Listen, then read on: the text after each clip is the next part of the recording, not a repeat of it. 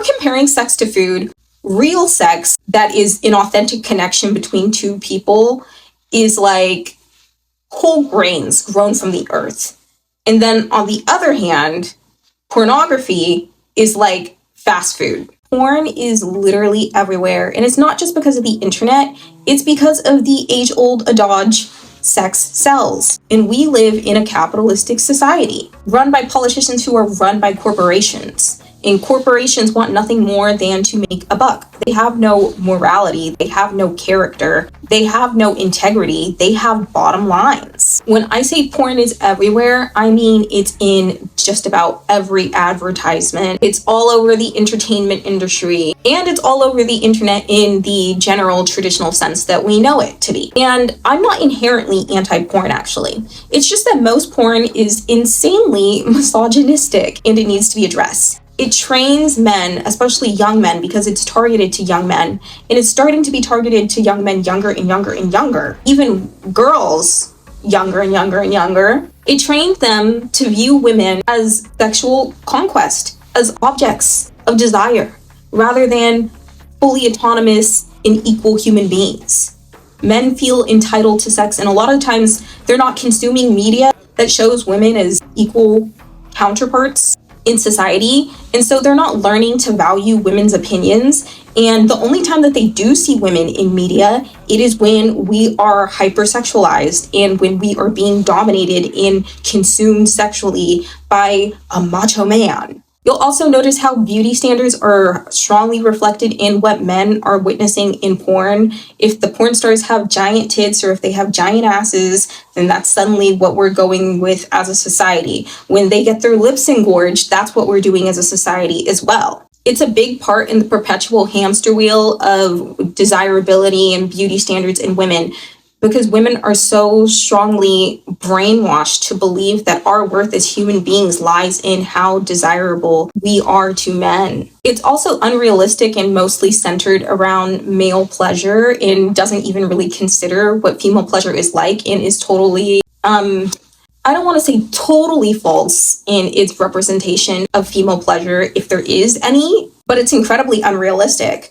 And on top of that, the violence that we see in porn is another insane problem, because the more that men witness it, studies show the more they get desensitized to it and the more likely they are to reenact it in real life, not even considering that women have feelings and that we might actually be hurt by what they're doing. And the worst part of this is that when women are also consuming it, or even when they're not, they get into these situations and they're thinking to themselves, well, I'm supposed to please men. That's like my main purpose. That's what makes me a good woman. And so even if it's not something that they would desire otherwise, if it wasn't for the conditioning, they go into it and think, oh yeah, like I love to be brutalized. Keep going, babe. And on top of that, pornography is so addictive. If we're comparing sex to food, real sex that is an authentic connection between two people is like whole grains grown from the earth.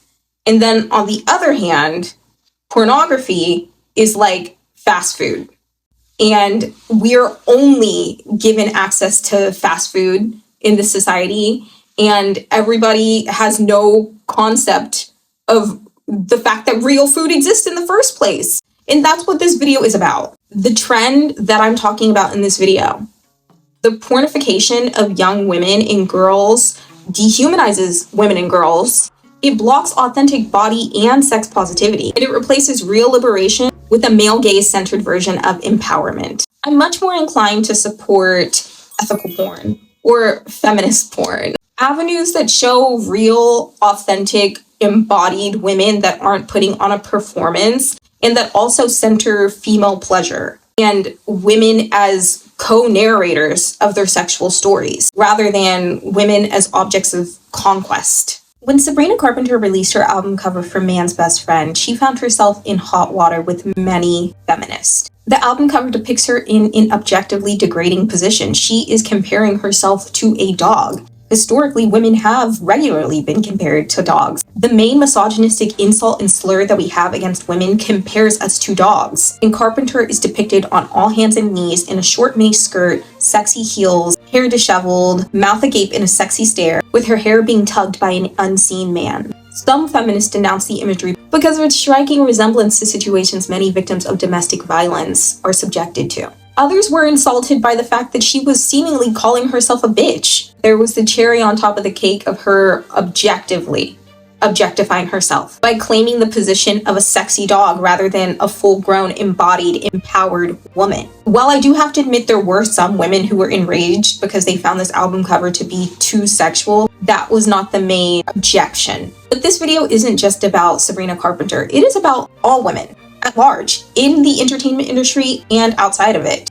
Women like you and me. Girls growing up in this crazy capitalistic patriarchal world just like the one I was in the 2010s. That's who this video is centered around. So let's talk about it. The pornification of young women and girls. I do have to start this video off with a disclaimer, unfortunately.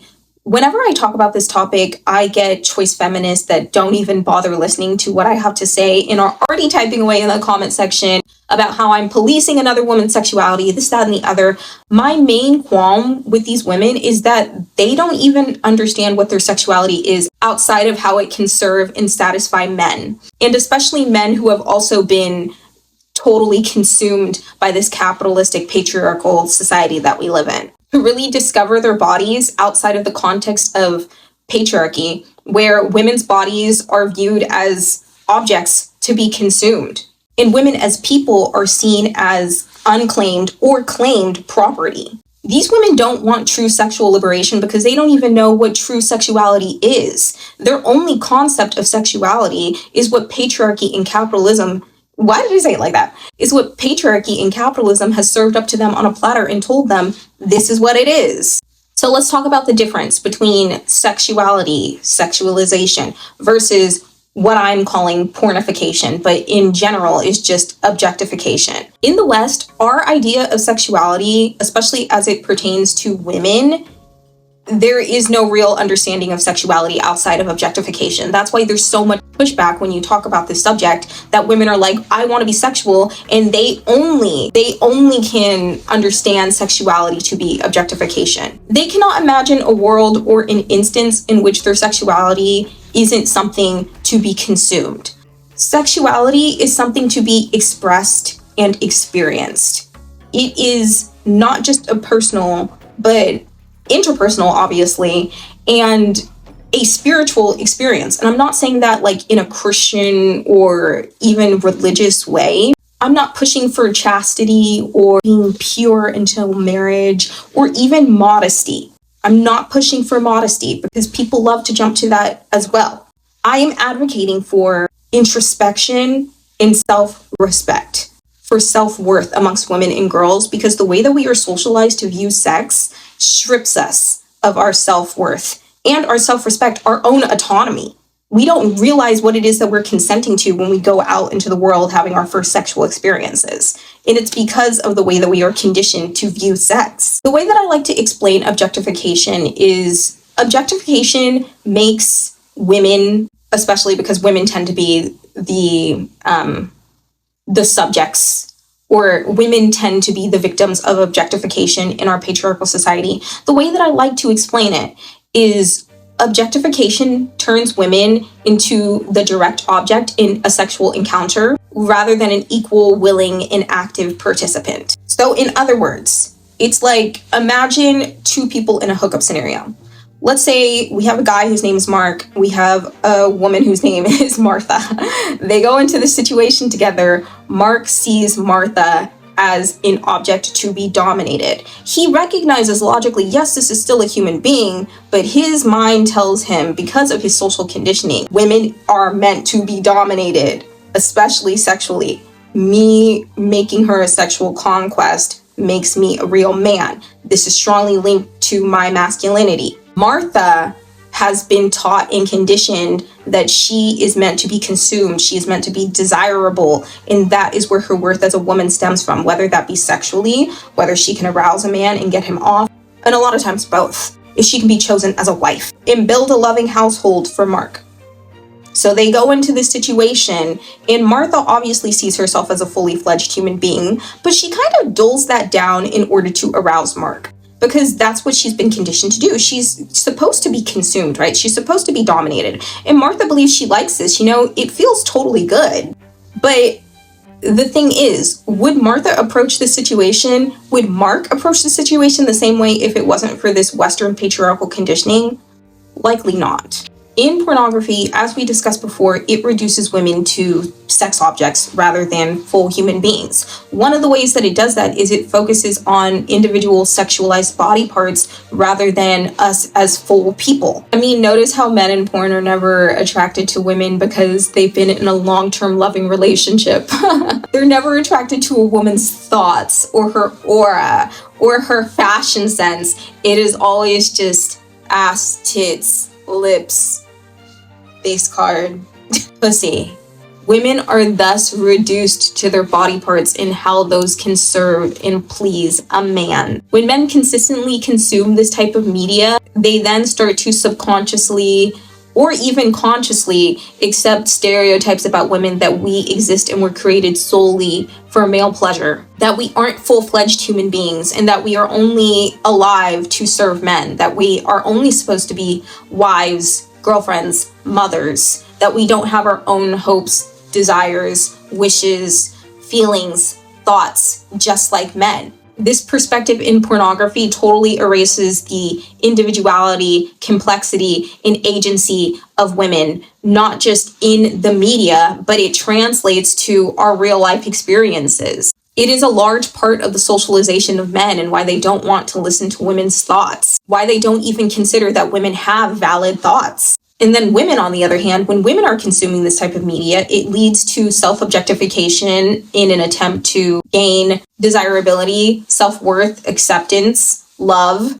It also disconnects us from our bodies because we start to view our bodies as something that is meant for someone else rather than for ourselves, in something that we then get to share with other people with our full autonomy. And it also adds to the extreme pressure to conform to sexual and societal norms. We're taught to be sexy or we'll be discarded and unaccepted. And we're only taught one incredibly reductive and problematic idea of what sexy looks like. That is not real sex positivity. So what does real sex positivity look like? Real sex positivity should look like a focus on yourself. And then when your cup overfloweth, then you can share it with other people. But what women are taught is share, leave none for you. Real sex positivity looks like self-love, embodiment, enjoyment of your own sexuality on your own terms, exploration of your own body without shame. On the topic of self-pleasuring, so many women, although they would consider themselves sexually empowered because they're sexually active with men in their lives, still feel ashamed to openly talk about self-pleasure. It's still considered largely a secret and a shameful thing. And most women don't talk about it very often or publicly for that reason. I mean, even in porn, when you see self-pleasure for women, it is always a played-up performance for men. It is never a real genuine experience where the woman is actually just in her body and thinking about what makes her feel good. It is always centered around how are men going to perceive this? The theatrics of it are also absolutely insane. How it has to look like there's way more going on than what actually needs to be had. And I don't need to get into the details because I want this video to be left up, but it's like the waterworks, the insane DJing, and that also plays a part of when you get into an interaction with a partner. They don't actually know what the fuck to do and what actually feels good for you because they've been served up this pseudo version of what pleasure looks like, and it's totally inaccurate to the true female experience. And then when women reenact and play out these over-the-top performances for the male gaze, then we're praised. We're told that we're doing something right for society. Whether or not society at large accepts us, because, you know, there is still slut shaming. There still is the acceptance from men because at large, all men, regardless of their religious affiliation or their political affiliation, are consuming porn and at high rates. There is an incredible market for this. I mean, think about how many women have an OF account versus how many men have one in order to consume the content. How many OF creators are women versus how many are men? And even when the OF creators are men, who's consuming the content for the most part, it's still men. We are being sold the message that fulfilling and feeding the male gaze makes us empowered. that it's a form of liberation, that it means we're doing well. It's just another form of brainwashing for patriarchy and capitalism to bamboozle us into being small, into fitting its oppressive boxes and structures. So now that we've gotten into the subject of S-work, let's talk more deeply about it. Like I said before, I'm not wholly against pornography, but I am against, if I'm being lenient, if I'm being generous, probably about 70% of it. And the reason why is because of the way that it is executed. Like I said, it's the fast food of porn. It's just cheap, quick dopamine. It's not the real thing. And even the sex that most people are having in real life, I would not consider to be the real whole grain thing.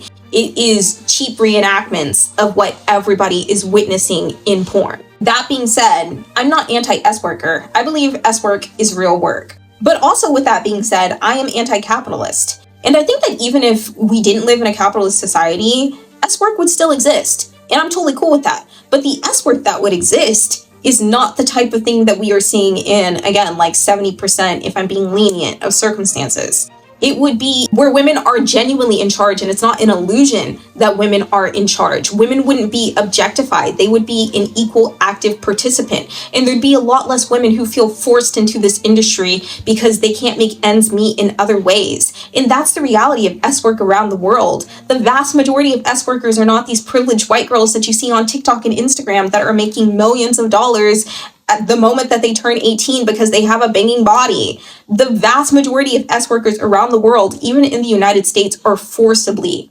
put into this environment, into this industry. The majority of them face things even worse than objectification. They're being dehumanized, they're being trafficked, they're being brutalized, they're being assaulted. They can't even rely on police to help them because this is an illegal field. It's really messed up. The vast majority of S-workers are not privileged. They are amongst the most vulnerable members of society. They should be protected in that regard. But when we don't approach this conversation with nuance and talk about all of those issues within the S industry, then we're just allowing all of those issues that are harming the vast majority of S-workers to run rampant and unchecked because we want to be able to express our sexuality in whatever way makes us feel good. And a lot of times, the way that you're going to feel good under patriarchy and capitalism is by being a good participant of it. So what that looks like is being a woman who objectifies herself in one way or another for male pleasure and for male acceptance and gratification and for making money from doing that. Even if you're making a lot of money at it, congratulations, you're a really good worker bee under capitalism. You are serving the structure, and so the structure doesn't have too much of an issue with you. As long as you are perpetually feeding the money machine, that's what they want you to do. They don't want you sitting around in stillness and getting to know your body on your own terms, getting to know and express your sexuality in a way that is not being served up to men for their consumption. In a way that does not prioritize men, and feed an addiction that corporations can then capitalize off of. All of these things are so deeply intertwined and connected, they can't be unraveled. And so I'm not anti-S work. I am anti the way many and most establishments operate in the S industry. And I will always be loudly pro-S worker. It's just, we need to get this idea out of our heads that every woman that does S work is super empowered. And empowerment, by the way, is not a woman making millions of dollars or even hundreds of thousands. Empowerment is not a woman being good at capitalism and being rich. True empowerment means leading a way towards liberation for all women. Poor women, queer women, disabled women, every type of woman that there is. Now, because we live in a capitalistic world and everyone knows that sells, women in media are so often reduced to sex objects. Even when it is women who are being sold to other women, we are being constantly, perpetually sold the message of, you are a sex object, be a good sex object. Here's how to be a good sex object. You should be arousing in this way. Don't do your makeup too crazy. Or if you do, at least make sure it's still palatable. You need to be desirable to men. If not, you're not worthy. We're being sold messages about how we should submit. We're being sold messages about how we're better than other women if we can steal their partners, if we can attract more men than them, if we can please men well, and if we can do it better than other women. We're constantly being pitted against other women, not just also being sold the message of be consumable for men. We see this in advertisements. All of the pop stars, you notice how the only pop star that you probably can name that has been able to come to great mainstream success without hypersexualizing herself at any point in time has been Taylor Swift. And that seemed to be miraculous. And a lot of women, they view it to be empowering. I know Taylor's going down a more sexy route in this album cycle, and I don't think that she's objectifying herself. So I'm kind of just like, you do you, boo. Like, and I don't have anything against the vast majority of these pop stars, but still, that being said, I do think it is truly heinous that women have to hypersexualize themselves at one point or another in order to gain any sort of notoriety in the entertainment industry, especially in the music industry. And I do think because most men in the music industry are also insanely beautiful, that then causes them to be objectified and dehumanized in very similar ways. It's not entirely the same because they don't have sexism working against them, but oftentimes it does lead into things like pedophilia and just general victimization and assaults. But we are focusing on women in this video, unfortunately, so that's going to have to be a topic for a whole other video. Like I said, we're talking about women, and women primarily have to sexualize themselves, especially hypersexualize themselves, in order to make it in this industry. It is industry standard. There was a point in time in which it wasn't expected, it was subversive. Like in the 80s when Madonna came out, and Madonna was ragingly hypersexual. Nobody had ever seen it done before. She was truly expressing herself and her sexuality in a way that nobody had ever seen before. That did us some favors as women. That said to the world, we can be sexually autonomous and we can control the narrative. Did Madonna always hit the hammer on the nail? I don't know. I wasn't alive in the 80s. Probably not. We're all human. We all make mistakes.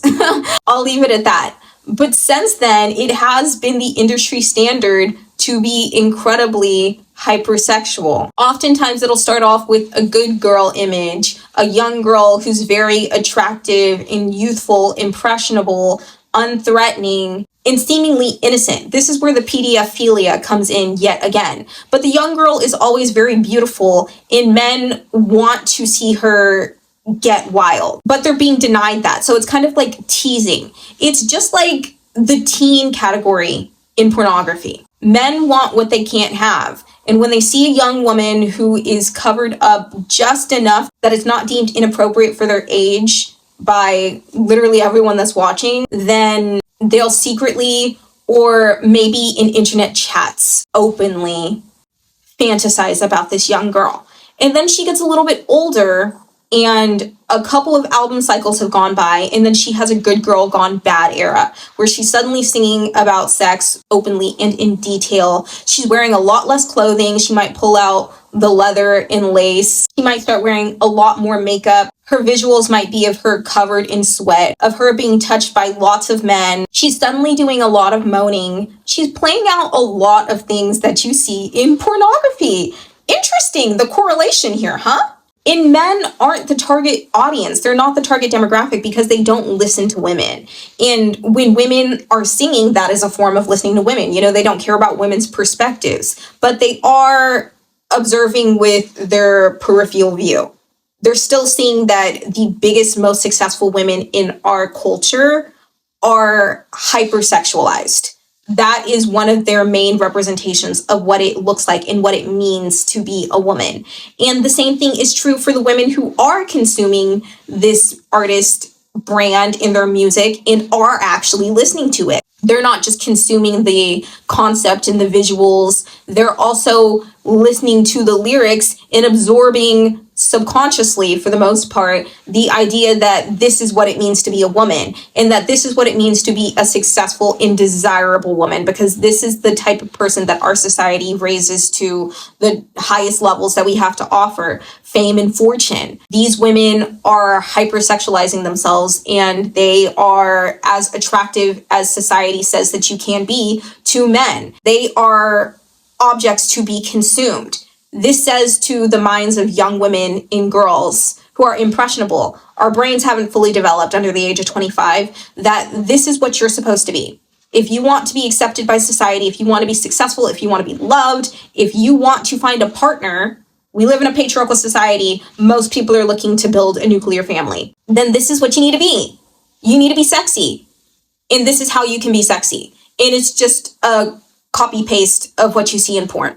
And then, of course, you do have the other end of the spectrum where there are conservatives who look at this idol and they're saying, oh, this is so horrible. This is horrendous. This is a total antithesis to everything that a woman is supposed to be. But at the end of the day, these people still watch pornography. They're still consuming this shit just as much as us. They're just like virtue signaling by saying, oh, no, this is so horrible. This goes against everything that my Christian church told me that I'm supposed to believe in. This goes against everything that our country was built upon. They're still consuming the shit at the end of the day. They're still fantasizing about these people and pleasuring themselves to images of them. That being said, when young women and girls can't live up to these images of the celebrities that we're given in media, especially because a lot of the time these celebrities go under the knife to achieve these looks. They might get a breast augmentation, they might get a BBL, they might get lip filler, Botox, all of these things to change their appearance in order to fit patriarchal, white supremacist, ableist beauty standards. When average women and girls feel like they can't live up to that and compete with it,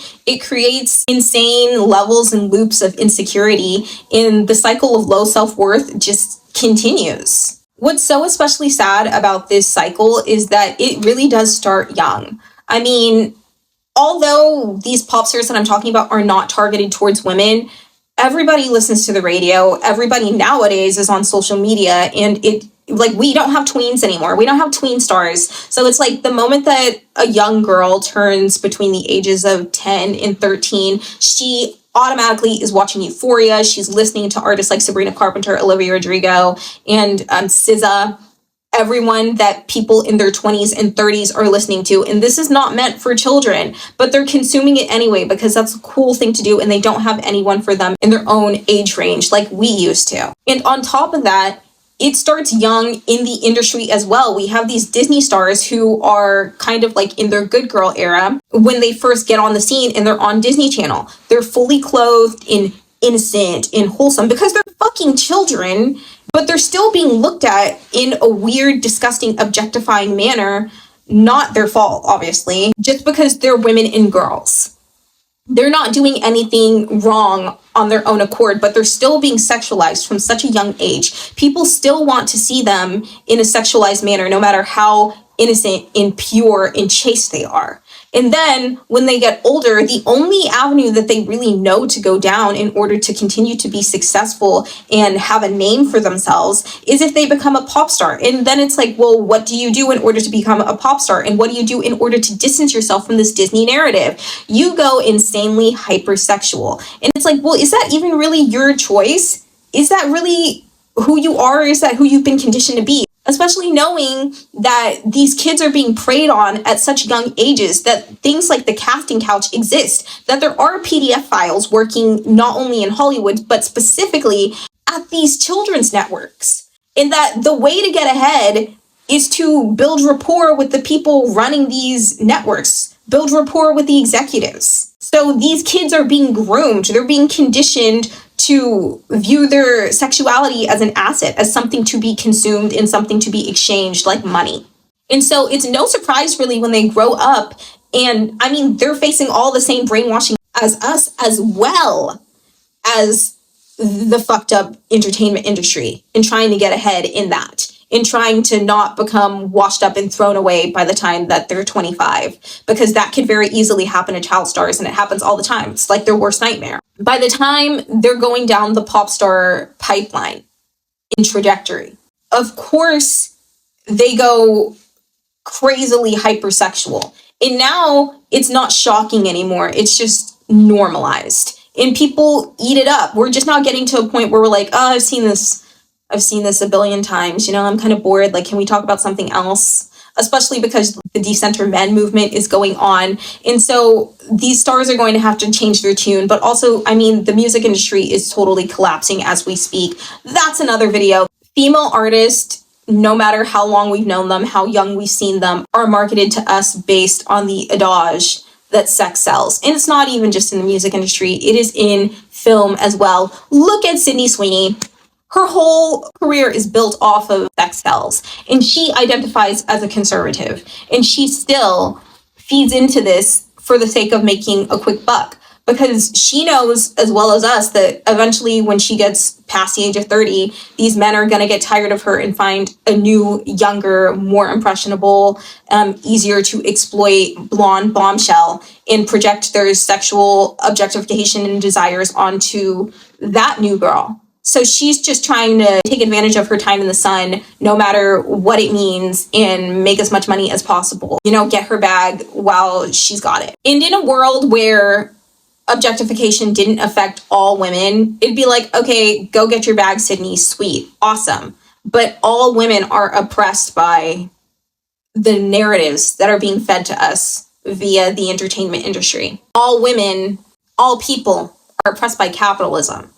Even when you're wealthy, you're still being used kind of as an S-slave in the case of Sydney Sweeney and many of these other female performers, but also you're being exploited by your team and by the industry at large, because they see you as a dollar sign. They don't see you as a fully fledged human being. That's why they're so able and willing to exploit not just grown adults, but children in the industry and consume them as sexual objects. I mean, we even see this in magazines. We're constantly being sold sex through commercials and through editorials. Media sells us women through the narratives of this woman is either innocent and we're waiting to consume her, or she's prudish and we're going to punish her for it, or she's a whore and we're going to punish her for it, but also adore her, depending on which aisle of the political spectrum you're on. There's never the option for women to be autonomous and free. We're told that being whorish is freedom, but that version that the media is selling us of whorishness is not true liberation. It's not even true eroticism. It is a capitalistic product. We're being sold a product of sexuality and told that it is the real thing. That brings us to the subject of co-opted feminism. Feminism has been co-opted in so many different iterations that you actually couldn't even fucking count it. Basically, what happens is we have true feminism, which is for the total dismantling of the patriarchy at all cost. No qualms, no ifs, buts, maybes. We are anti-patriarchy. And that also means we're anti-capitalism and we're anti any form of oppression. We're anti-queerphobia, we're anti-transphobia, we're anti-racist, etc. But capitalism sees feminism taking place, gaining steam, and it's like, oh shit, we gotta stop that, because if 50% of the population catches on to that, we're done for. So you know what they do? They take feminism, they water it down to these ideas of like, ha, girl power, cue the Spice Girls, cue the Barbie movie, and they turn it into this palatable idea rather than a movement which appeals to progressive and liberal women, especially progressive liberal white women who feel caught between two worlds because they've grown up in this white supremacist, patriarchal, capitalistic society, just like the rest of us, but they have a lot of privilege in it. So they feel like they have stakes. They would lose privilege in order for everybody to be liberated and there would be no more hierarchy. But they're kind of high in ranks in the social hierarchy when it comes to patriarchy and capitalism, you know? Like, as long as they're beautiful and they're able-bodied, they're pretty high up. They still have white privilege. They're still desired by men. They still get to be wives and girlfriends. And that's what society is telling them their main purpose is. That's where society is telling them that their worth lies. And so they're caught between two roads. They don't want to give up the privilege that they know that they already have and that they could have in favor of potential liberation. And then also they wouldn't be on top of anybody anymore. They wouldn't be considered better than anybody if we were all liberated. Everybody would just be considered equal. And so that can feel like a power loss, even though it's not actually. And so what capitalism does is it swoops in and it says our target audience, who also historically have been the majority in the United States when it comes to women, are going to be these middle-class white women who lean progressive because they're women. And we're going to tell them, hey, you know, that edgy thing that's taking place over there called feminism, you can be a part of that too. But instead of it being about dismantling patriarchy and capitalism, it's going to be about you making as much money as possible, about you being desired by men as much as possible, about you being sexy, and you being good at patriarchy and capitalism. And we're going to call that feminism. We're going to call that empowerment. And that just feeds into the hierarchy that we were fighting against in the first place. That is where choice feminism, white feminism, and girl boss feminism, amongst many others, come from. Where with choice feminism, choice feminists will argue that feminism is about choice. Anything that a woman does should be supported solely because she's a woman. And women can make whatever choices they want, even those that uphold the patriarchy, which obviously is batshit because some women can and do oppress others. And the goal of feminism is to totally dismantle the patriarchy. It is not for women to have choices. We do advocate for being pro-choice when it comes to reproductive health, but that's its own thing. I feel like these women heard the rhetoric surrounding the pro-choice movement and thought that that extended to literally everything else. No, women do have to be held accountable. Sorry about that, love. And then girl boss feminism, on the other hand, considers any type of woman's success to be feminism. So a woman can be really good at capitalism, like Taylor Swift, for example, who has made $1 billion. And I'll be fair and I'll throw Beyonce into that. These women make $1 billion and call it empowerment. But in doing so, because you can't make $1 billion without basically engaging in wage theft, they're oppressing other people and not just women. So they are still engaging in the system of hierarchy and systemic oppression. And that's not feminism. That's still something that we're advocating against and for the total dismantling of. But it makes people more comfortable to stick with the hierarchy we already have going and then just praise women who get to the top of it or near the top of it and call that feminism. Because in their eyes, that has made women and men more equal. It has not made women and men more equal. It has made a handful of women more equal to the white men who were already at the top of that hierarchy. The white men who may not have created that hierarchy in this lifetime, but have certainly done everything in their power to uphold it and perpetuate it. And then lastly, white feminism, which totally ignores the intersections between women of race, class, sexuality, queerness, etc.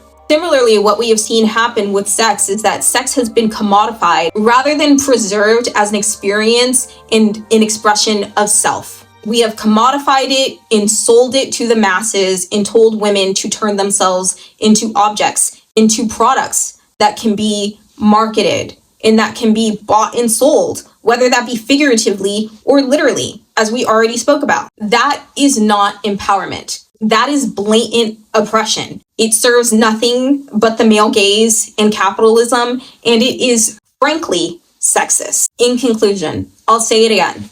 Real sexual liberation looks like centering women's actual desires and needs rather than performances. It looks like embodiment work. It looks like actual connection to and prioritization of our pleasure. It looks like real, authentic intimacy free from patriarchal scripts. It means rejecting compulsory hypersexuality in the name of empowerment. It means questioning everything you've been taught and everything you've been conditioned to believe. It means questioning everything that you are currently acting out in your own personal and sexual relationships. Is it actually something you want, or is it something you've been conditioned to want and something you've convinced yourself that you want, or something that you've been convinced that you want? Is it really an equal exchange of power? And lastly, real sexual liberation will always look like feminism rooted in collective liberation, not capitalistic consumption.